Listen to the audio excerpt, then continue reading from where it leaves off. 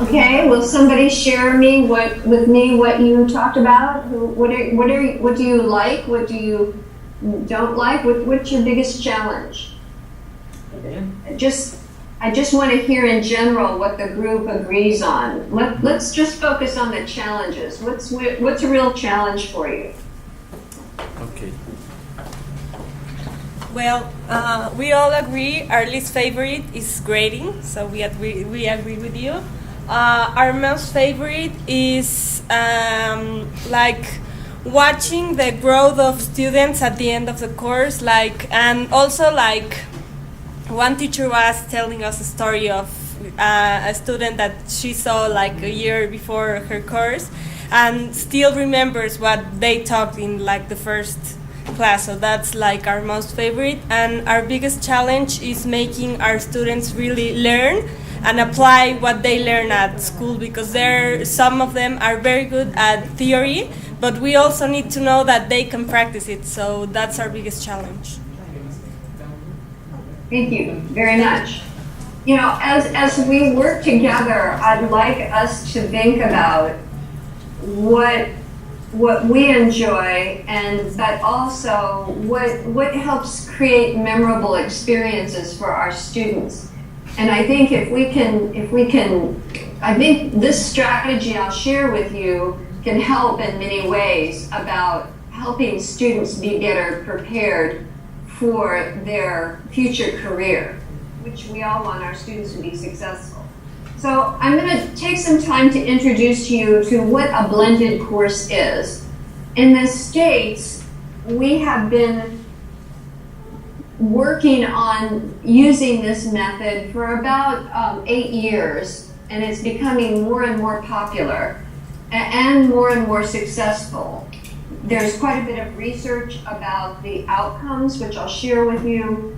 So it is a strategy I'm hoping that you will try, because we know it to do some of the things that meet students' needs and helps them learn in ways that are very relevant and meaningful to them. I just want to say to begin, though, that this is your students' course and program. I'm not there. I don't know your students. I like this cartoon because I feel oftentimes when you have a guest speaker who doesn't know you, I don't want to give you something that has to be the same for everyone, okay? I don't expect what I'm saying to exactly fit each of you. You'll have to work with me to figure that fit out. So I just want you to trust that I understand one size does not fit all. And that we can work together to make something that is good for you and your course and what you're teaching.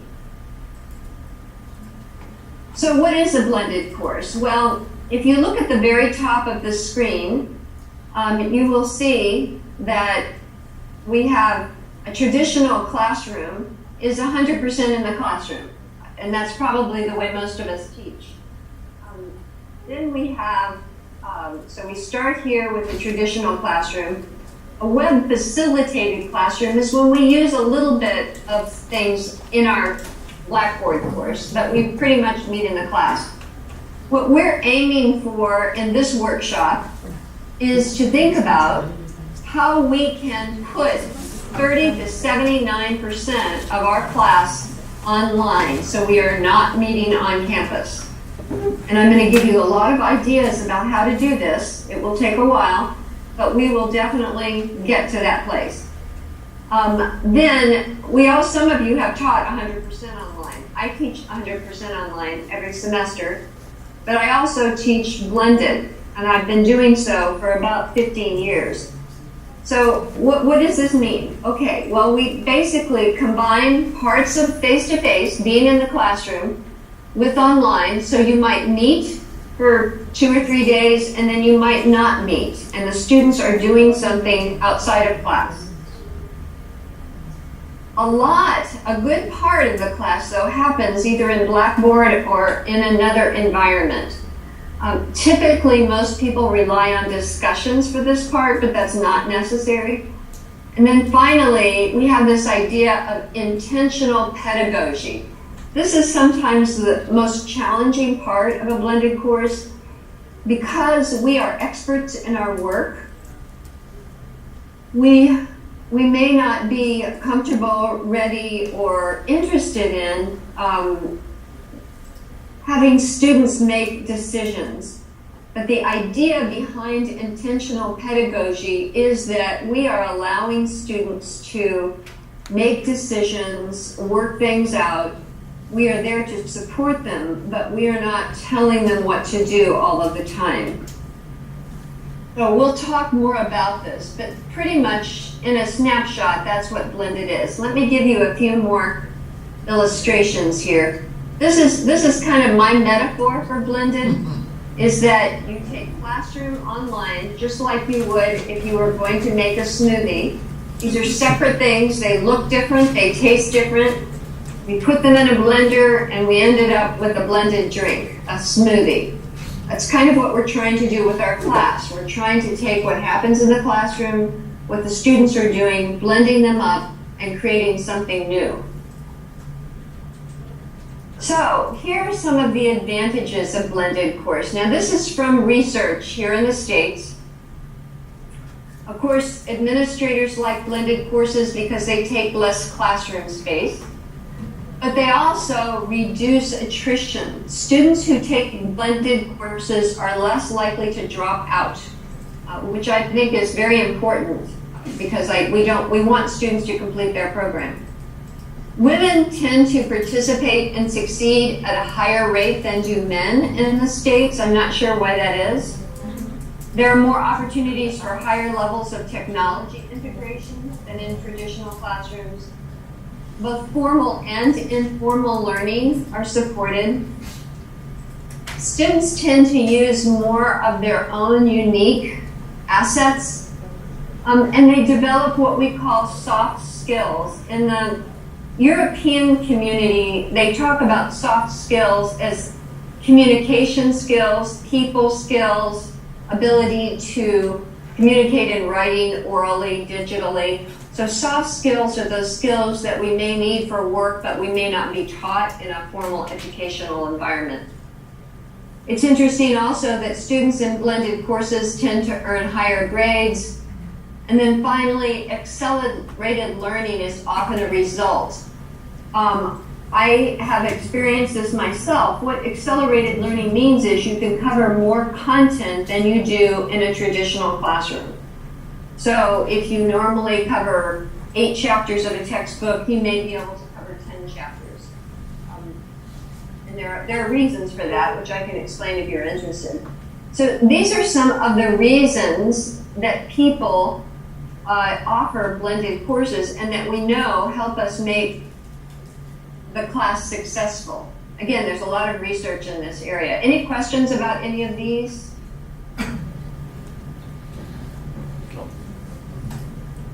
No. So another thing that blended has proven to be very helpful at is helping prepare students for lifelong learning. You know, we start in the classroom as children, we go to college, and the teacher is still in the front of the room. But we get in the workplace, this is picture at the bottom, and there's no teacher at the front of the room anymore. We have to figure out how to learn by our own devices. And everyone in this class has learned how to learn on their own. Blended learning helps students learn on their own. It prepares them to enter the workplace if they still need skills, because you're giving them some autonomy when they're not with you. So we found it to be a very powerful strategy. So what does that mean? So in the States, we typically require 90 to 135 hours of class. Think about how often your class meets. In the States, we are mandated to meet with them so many hours a semester. So when you think about, well, how would I divide it up? When would I meet with students? How would I when would I not meet with them? Well, there are three general structures to this. One is that you meet 50-50. In other words, one day you meet on campus, one day you meet online. And you may not really meet online, they just don't come to class. They have something to do, but they don't come to class. That's the most common kind. And I suspect most of you are teaching a class that meets 2 or 3 times a week, is that correct? Yes. Does your class meet 2 or 3 times a week? Yes? Okay. I can't quite see you, but okay. That was the case this summer. So what you might do is meet the first day of the week, and then you would give them an assignment or a task. They would do that outside of class, and then they would come back to the next class session, and they would be responsible for sharing, presenting, discussing what they had done outside of class. And I have lots of examples for you, so don't worry about that. This is just an introduction. Some classes, the second bullet here, allows students to choose whether they come to class or not. I find this to be a little challenging myself, so I don't allow much flexibility. But if you're comfortable with that, as long as they're doing the work, I guess it's okay. We have some universities in the States that don't have required attendance anymore. If a student doesn't want to come to class, that's okay, as long as they're taking the tests and they're turning in assignments, which I don't really understand, but some universities do this. The other model is, the last one, is that you only meet at the first of the semester, the middle of the semester, and the last of the semester. I would say if we're getting started in blended learning, we would start with meeting half in the classroom and half online, or less. Maybe meeting once every online every third or fourth class meeting. And again, I have lots of examples for you in the next presentation. I'm just introducing the idea of it to you today. So here's things that we know work, that really make a very successful blended class, is that you have to have a balance of online and class activities. For example, if I teach a course in eco-citizenship. So I have freshman students who are learning about what it means to be an ecologically positive citizen. Don't litter, don't have a large carbon footprint, help others learn about not how to pollute or use too many resources. So in my class, which is a blended class, I have to be very specific about what I tell them to do when I am not meeting with them. I might tell them, for example, one time I told them, before we meet again, you need to take a poll of university administrators about what they do to reduce the carbon imprint on the university.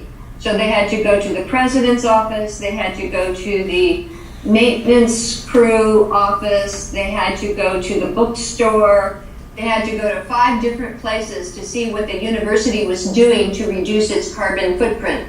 When they came back to class, then they had to report about what they found out, and from there we began to talk more about strategies to reduce carbon imprint. So you have to think about how these two things are related. High learner engagement is also critical. What do they want to do? What are they interested in? How can we give them things to do that is very important to them? We, number 3, want to have a good amount of online content, and I have lots of examples for you about this. There needs to be some kind of regular assessment, and I'm sure you all have assessment already built into your course. Most of the assessments that you use now are probably going to work just fine in a blended course.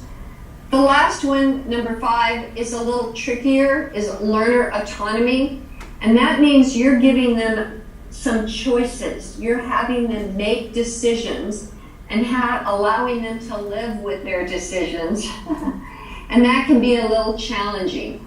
For example, if you have them work in teams, they will have to make decisions about how those teams work together. Sometimes that works well, sometimes it does not work well. They have to be accountable for those decisions. It may be that you give them some decisions about how they turn something into you. For example, in my classes, I sometimes allow students to do a video recording, a written paper, a presentation, or some other form in which they're delivering what I am asking them to tell me about what they know. And we'll have plenty of examples of that. Any questions or comments or, okay? Okay. So I want you to have another discussion. Just if you understand the basic concept, I want you to discuss for 10 minutes without me, you to discuss and then share with me what might be appealing about this to you and what might be challenging. What might be appealing and what might be challenging.